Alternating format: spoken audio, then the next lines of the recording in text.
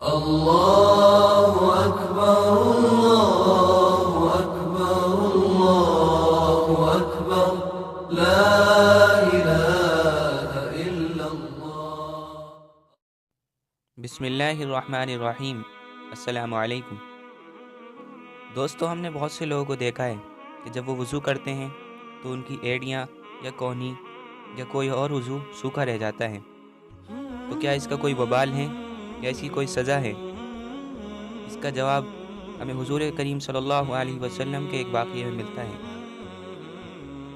Video شروع کرنے سے پہلے میں آپ سے درخواست کرنا چاہتا ہوں کہ اگر اب تک آپ نے ہمارے چینل لسن اسلام کو سبسکرائب نہیں کیا ہے تو ضرور اسے سبسکرائب کر لیں تاکہ آگے آنے والی ویڈیو آپ تک سب سے پہلے پہنچیں۔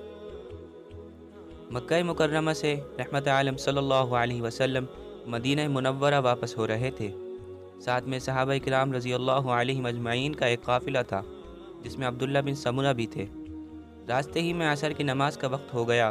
کچھ لوگ جو قافلے میں شامل تھے پہلے سے وہاں پہنچ کر پڑاؤ ڈال کر وضو سے بھی فارغ ہو چکے تھے۔ کچھ دیر کے بعد آپ صلی اللہ علیہ وسلم بھی وہاں پہنچ گئے تو دیکھا ان کا وضو تو مکمل ہو گیا ہے لیکن پیر کی ایڑیاں سوکھی ہوئی ہیں، اس پر پانی نہیں لگا ہے۔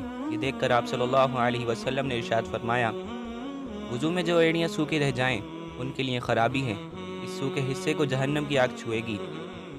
ایک شخص کو آپ صلی اللہ علیہ وسلم نے دیکھا کہ وضو میں اس کے پیر کا صرف ناخن برابر حصہ سوکھا رہ گیا ہے، تو آپ صلی اللہ علیہ وسلم نے اس سے فرمایا، جاؤ اچھی طرح وضو کر کے آؤ۔